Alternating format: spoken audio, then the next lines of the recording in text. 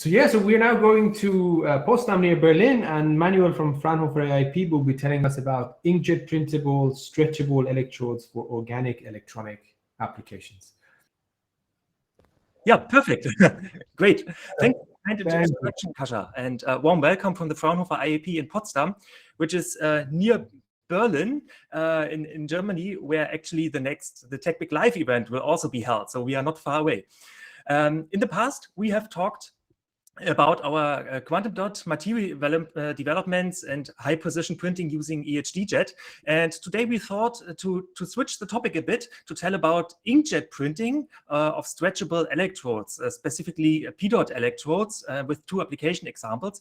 And we hope that you will find this interesting here, about our talk today.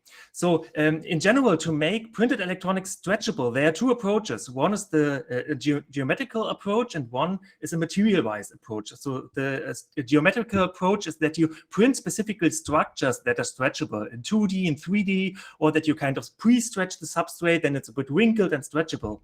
On the material side, you can either use intrinsic stretchability, such as using conductive polymers, or you use continuous rearrangement of your conductive particles, like in liquid metals or nanowires.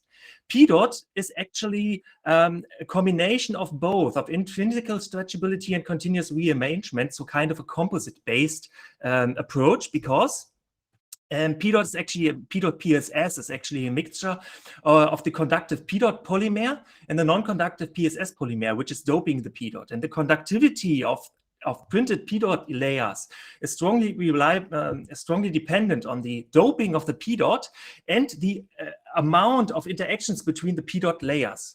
The ready to use inkjet formulations from Heraeus or from Aqua are actually this type of colloidal gel particles. And when you print them and dry them, what you actually end up is a layer of these particles which can shear each other. So you have a continuous rearrangement during the stretching.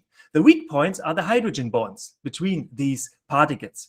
And now reinforcing this with stretchable polymers makes P-dot PSS layers stretchable, highly stretchable. The challenge here is how to make this inkjet printable.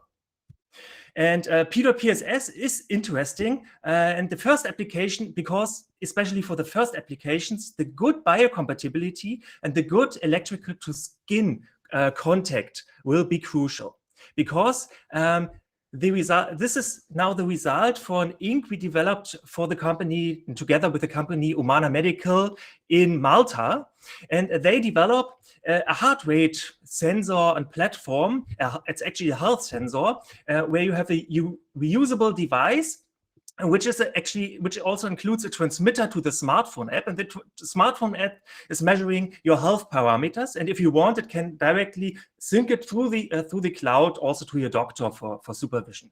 Our task was here to develop an ink that you can print directly on this medical tape, directly on the adhesive side of the medical tape. So inkjet printing was here a must, as you need a non-contact method on a surface that is really difficult to have a good wetting and adhesion here. So at first, we selected a detergent that was biodegradable and non-ionic, and kind of similar to standard detergent Triton X100, which is now since 2021 banned in the EU.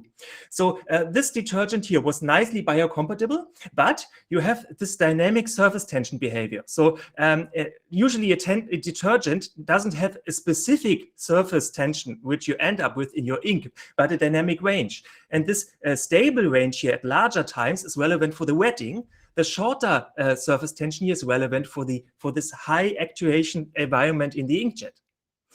Then we optimized rheology. What you see here in dark red, this is the rheology of the base polymer ink we were using.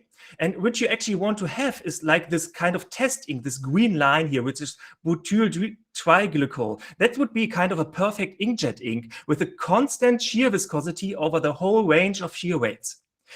Unfortunately, typically polymers have a shear thinning effect, such as the base polymer ink, which we are using, and also the Klevios P-dot PSS ink. But at least by diluting this with our ink solvent containing also the detergent, we were able to bring both